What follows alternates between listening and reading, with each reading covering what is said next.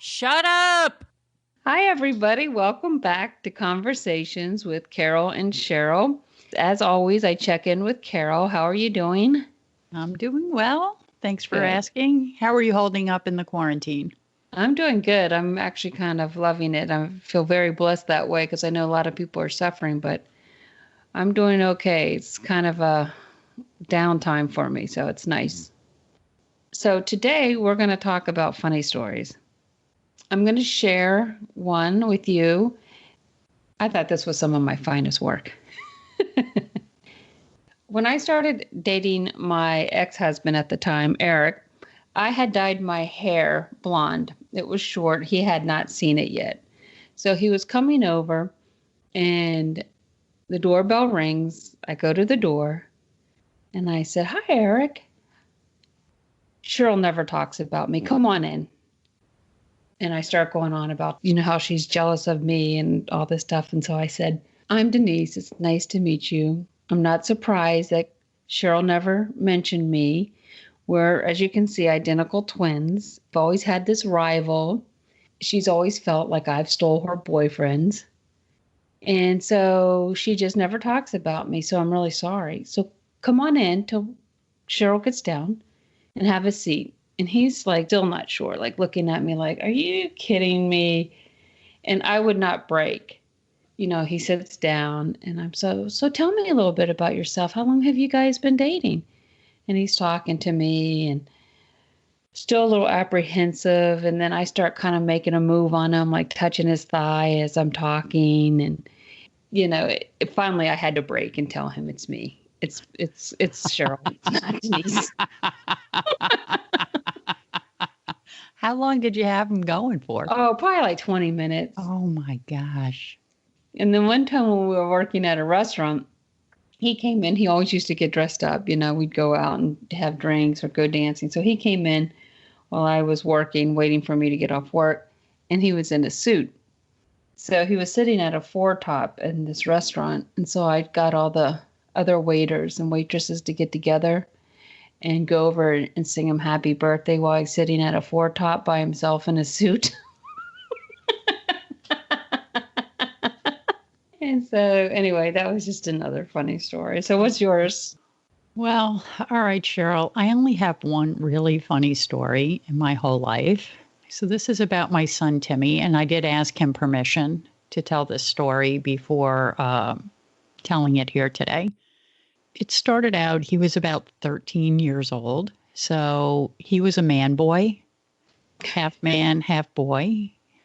And at the time, Butch was in Florida helping with his mom or whatever. He wasn't on site. So Timmy gets this rash. He's got like a little pimple on his butt.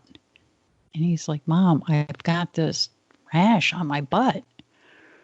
And I'm like, "Okay, well, why don't we just wait till Daddy gets home and he can take a look at it?" Because, I didn't want to make him feel uncomfortable, like, "Show me your butt." He's 13. He's a man boy. And then the next day, he's like, "Mom, it's worse. The rash is growing. It's getting worse." I'm like, "Okay, we'll wait for Daddy. And we'll talk to Daddy about it when he calls tonight." So we tell Butch. Butch is like, "Fine, we'll look at it when I get home. Not a big deal." So then the next day, he's like, "Mom, I can't stand it.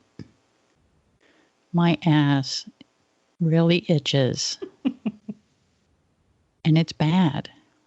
I'm like, "Okay, do you want me to take a look at it?" He's like, "Yes." So what do you do? Drop your drawers, boy. I'm like, "All right." So we go in his room or whatever, and he pulls his pants down and he has this rash on his ass. Like, I don't know what it is. Let's just give it another day, see how it goes. Well, the next day it grew and he's really uncomfortable. So we're in the van, of course, Mom in the minivan, and we're going to pick up Mary from some event. And we're talking about the rash. And I'm like, "Well, where do you think you got the rash? Do you think you ate something?" And he goes, "Uh-oh. Oh."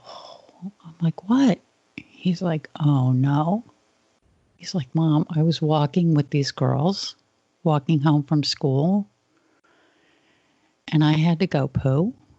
So I ducked off into the woods because I didn't want to say, I got to take a dump in front of the girls. I just ducked into the woods and maybe I wiped with some poison ivy.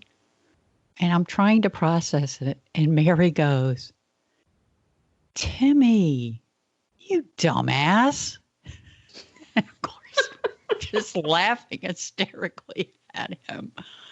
Now, full disclosure, as a mom, I have never had poison ivy. I can rub it all over my body. I've done this. I've rubbed it on my arms, my hands. I don't get it. So it's not something that I get. It's not something I see. I should have known, but I don't get poison ivy. I don't even know what it's like to have it. That night when Butch calls, I'm like, the boy has poison ivy on his butt. Oh my God, because he gets it. He must be really suffering. I'm like, yeah, it's bad and it's getting worse. What should I do? I think you need to take him to the doctor. So the next day I take him. And as you know, we have an HMO. Take him into urgent care. The pediatrician in urgent care is gay and he wears tight leather pants to the point where you can see the veins in his ass. And he has pointed alligator boots. Have you ever had this guy? I think so, yes. Yeah. Okay.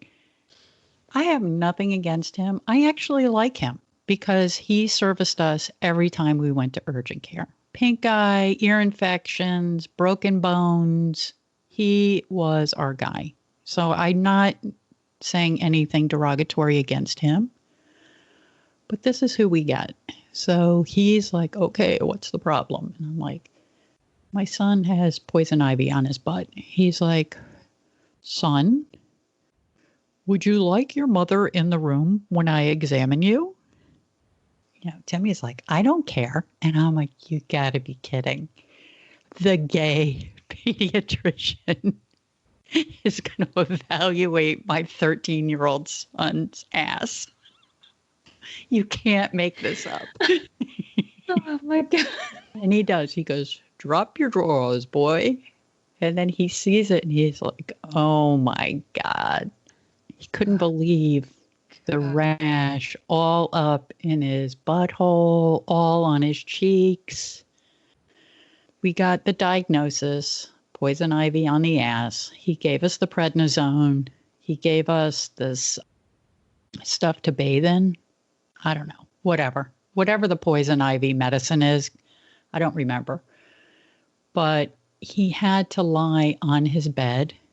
He missed 3 days of school. He had to lie in his bed, just letting the open air onto it. He couldn't have pajamas on. He couldn't have a sheet over it.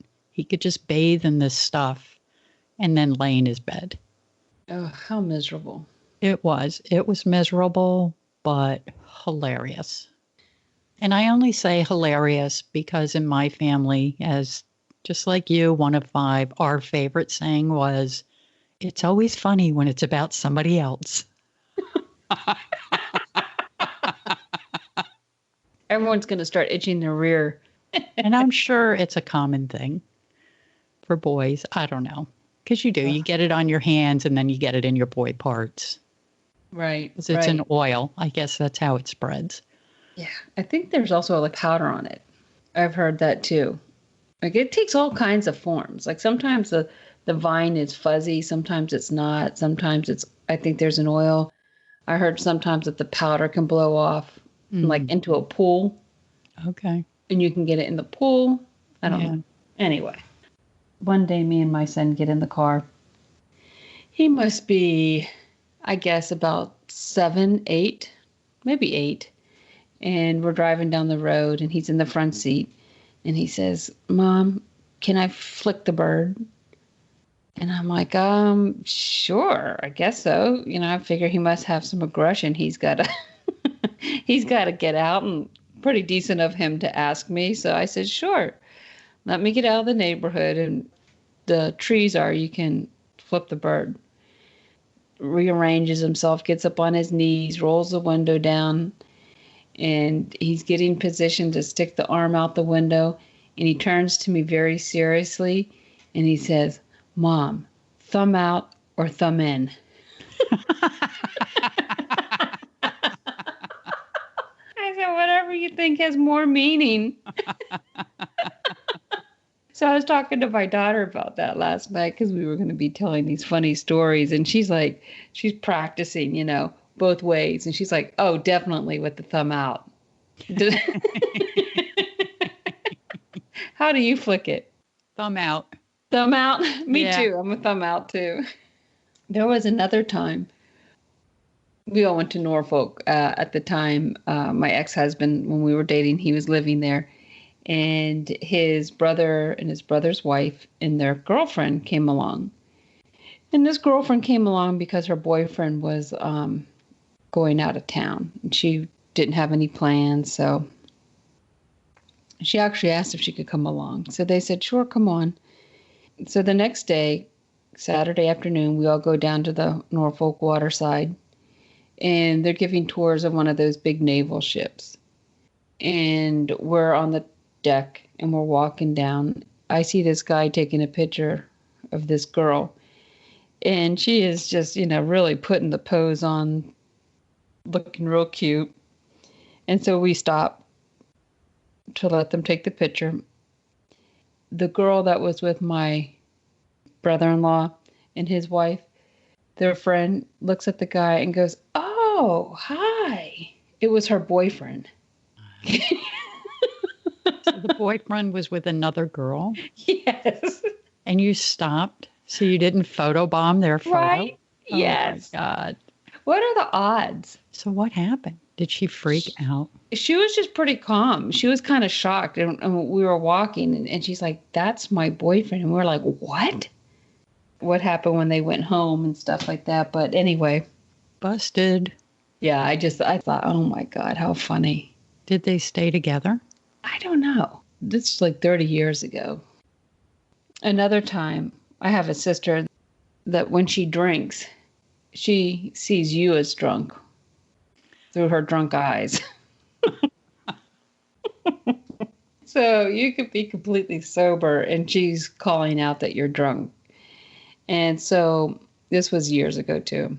So I used to work at this bar and I would go up by myself sometimes, like when I was younger, if I couldn't sleep. It was really nice. It was really comfortable because you knew everybody there and you could talk to people and be by yourself and you're sure to see somebody and all that. So anyway, I went up. I had one beer because I was driving. I was by myself. And it turns out my sister was up there with a friend. And of course, she had her googly eyes going. And so she's telling me that I'm drunk. And I keep telling her, "No, I'm not. I'm fine. I'm driving." And so the bar closes and we head out. And I'm standing out front. I don't even know what I was doing. I think I was just gazing out at the parking lot looking for, where I parked. And all of a sudden I turn around and I see this girl coming at me, getting bigger and closer and bigger and closer. And she tackles me, clips me at the knees with both arms and tackles me to the ground. It's my sister saving me from driving drunk. I was so embarrassed. I was like, "Jesus, get away from me. Don't drive." I'm like, "I am fine. You are drunk." So how come you weren't tackling her and saving her from herself? Yeah, well, she was there with a friend, and I don't know if he was driving or what. And then one time, I think it was when the 32-ounce Cokes very first started. I had a 32-ounce Coke in the movie theater, and it was Superman. I'll never forget the very first Superman. It was my sister, her boyfriend, and my good friend at the time, and I think I was in 8th grade. We're walking through the mall, and this guy sees my sister, and he comes out, and he's clearly stoned. And he's like, "Oh, man, I knew that was you. I could tell by your body," and all this stuff. And she's all uncomfortable because she's with her boyfriend. Like she's trying to shake him. Me and my friend are just cracking up because this guy's just like this stoner, you know. We start to laugh, and I can feel the 32 ounce pressing on my bladder. Boom, boom. I've got khaki pants on. And so I have to stop and cross my legs. And I'm like, oh my God, I am going to pee my pants. My sister's boyfriend at the time, he was very monotone. He kept saying to me, I think you better go to the bathroom. And I'm like, please don't say that. Please, just whatever you do, don't say that, okay? And because that was killing me. I think you better go to the bathroom. And I'm like, I know, stop, just stop. And he did it one more time, and then that was it. I peed my pants in the mall. I left a puddle, which my friend went back to confirm, pointed at it, and threw her head back and started laughing, yelling, you left a puddle.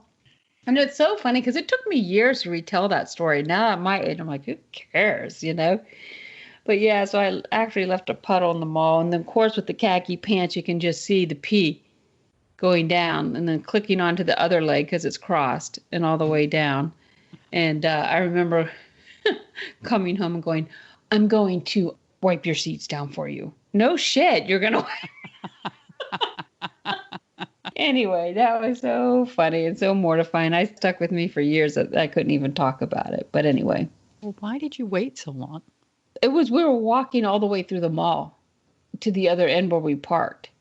And if this guy hadn't started making me laugh, and I'd never drank that much soda at one sitting, I don't know, I probably held it through the movie theater. I don't know. But when he started with that, I think you better go to the bathroom, made me lose it. That's in 8th grade. How many times have you done What's that my excuse since? now? Yeah. Well, I'll tell you one time, I used to drink hot tea in the morning before I would go to work. And it was torture. I'd be walking knock-kneed in through the buildings. Well, one morning, I can't believe I'm telling this, but I'm going to say it anyway. It was pouring down rain, and thank God I had an umbrella. But I got to the front of this building where those big planters are, and I just started peeing. It was just such sweet relief. And it was like, have you ever had to pee so bad that it's just like water? Anyway, I let loose. I had no choice. But thank God it was pouring down rain because when I went into the building, it looked like I had rain. So I went to the bathroom, took paper towels, tried to squeeze everything out that I could. And because of that reason, I had an extra pair of underwear and the same exact black pants at work. So I went to the bathroom and changed. How many mellow yellows have you left around the building? That's what I want to know. Mellow yellows. Just the one. One time I held it in so long at my desk that I could barely walk. I mean, me and my friend were laughing. And I was like, please don't watch me walk because it was just so embarrassing. Turn around and all I can see is just her heel clearing the wall. And that made me lose it. I was just like, oh my God, she was watching and I just happened to see the foot go. I don't take those chances now. The day that happened, all I can remember is the relief. Yeah. It was wonderful. I can honestly say that's never happened to me. That's why I wasn't saying anything. Uh-huh. I guess I don't drink that much at one time that it's going to be a crisis. Every morning I gambled with that. So stupid. Because I had to have my hot tea. And I had to have it before I went. Because you like living on the edge. That was your excitement for the day. I guess. So when I was thinking about the funny stories to tell, I asked my daughter one. And she said that I scarred her with this. But again, with my ex-husband, I always told him to not leave the kids in the car when he runs into 7-Eleven or anything like that. So we have a deli near our house. And I pulled up, and what do I see? The kids in the back seat of the car. His car. He had just picked him up. Actually, I guess it was just her. I made her get out of the car and get into my car as if she had been kidnapped. Oh, no. And I drove off. No, you didn't. Yes, I did. Oh, that's mean.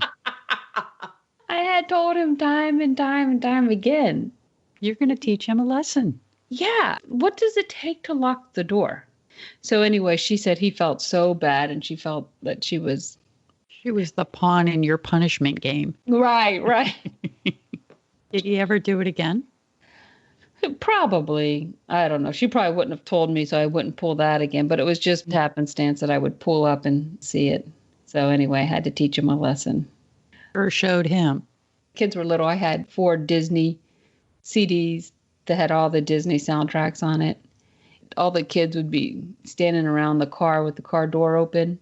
And I would do the scan thing to see if they guessed the song, Slurpees. That was pretty funny to watch the kids do that. So that's something I guess you can do that's fun. And I bet they loved it. Did she remember? Oh, yeah, that was her story. Makes your heart feel happy. When my daughter was in high school, I get the call, Mom, can you come pick us up? The cops busted a party. I get there, and it's down in this god-awful place. It's a ritzy place, but it's like winding roads. It's awful. You got to watch for deer. So I get there, and the cops have them all lined up. I have to say, yes, this is my daughter, and I'm taking her friend. We head out. So I was like, what happened? And she's like, well, one girl got alcohol poisoning, and the cops came, and everyone just jumped over the fence and took off. And so she's telling me the story. We're going down this winding road, and I see 2 boys walking from the party, and it's like a death trap, these roads. And one kid has a high school shirt wrapped around his waist. So I'm like, okay, this kid's definitely going to get picked up. Real scared, stopping on the winding road. I'm like, get in the car, guys. And my daughter's like, hey, it's me. I was at the party. Get in. We'll give you a ride. So they jump in. The guy keeps calling her by the wrong name. It was hilarious. And she's like, that's not my name. These little boys were so scared. And they had these little crew cuts, which was the style back then. What I call the Opie Taylor. They were just growing in. I took them to their house and I turned around. And they were so cute with the big eyes and the little crew cuts. And I said, I really want to take your picture so that Emmy could bring it to your 10-year reunion and you guys could have a good laugh. But I really wanted to do it. And I just mentioned to her fairly recently, I really, really wish I had taken that picture. And she's like, you should have. But I'm like, no, you would have died if I did it. Because when I said I wanted to do it, they were like, I'm so glad you didn't. But God, I wanted to take that picture because it was so scary for them at the time, but it was really nothing. It's just so funny as adults. You're like, Do a whole episode on when the police are called. We'll have to get permission from the kids for that one. I'm sure you'll never forget it. It sounds like you have a picture in your mind. Oh, God. You'll never forget. But them walking along that winding road was just so scary. There's a comedian, John McClaney. He talks about all these white kids being at a party and the police showing up. He says the one kid takes his beer and slams it on the ground and goes, scatter!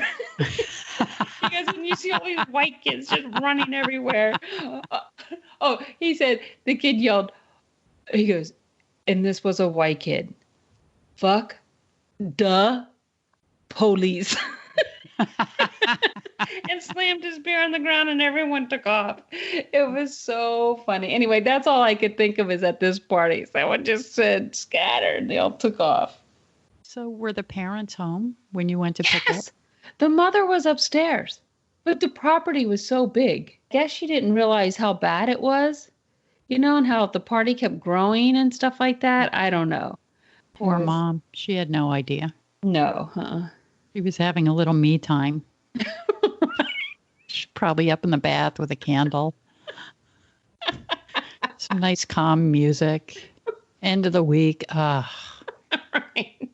Next thing you know, the police are at the door and some kid's alcohol poisoning in your basement. What? How did she get there? Right. She's probably giving that mom look to her kids like, you guys are in trouble. Right. You told me it would be okay. You said a couple of friends. Right. That's all I could remember. Well, I'm sure as soon as we stop recording, they'll all come flooding into our consciousness. And I always thought I should write them down. That's good advice to moms now. Yeah. If you have a story, write it down because you won't remember. Right. You'll only remember the times the kids made you look bad as a mom, not the funny stories. When you're older, in your 50s and 60s, you look back and you just laugh. You don't take it so serious. I went through a stage where I just make up stories. Yeah. Did you ever do that? Yeah, because our imaginations are way more fun than real life. And it's fun to bring people into it. One time I was in high school and I told this girl I had a headache and she's like, oh, and I go, yeah. And all of a sudden I just went with it. Yeah, I'm in a roller derby.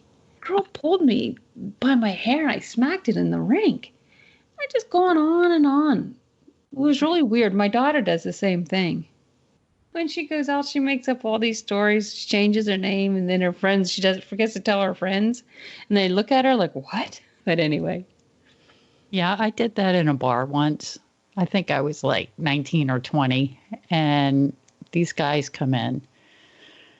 And they had those video games, Pac-Man and Frogger. So I start playing Frogger with one of them. And we start betting for beers. Now, of course, I'd spent thousands of dollars on this video game and was very skilled at it.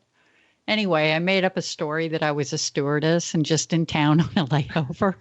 They ended up buying me a bunch of beers and they thought I was a stewardess and they were never going to see me again. That is funny. So funny. Guess I did that too. Weird, because like when it would happen to me, I just do it at the spur of the moment. Get a download and you got to go with it. Well, Cheryl, this was great. I really enjoyed your funny stories. I'd like to invite our listeners to like our Conversations with Carol and Cheryl Facebook page, our Instagram page, and subscribe to our YouTube channel. And if you like any of our episodes, don't hog them. Share them with a friend. Thanks, everybody.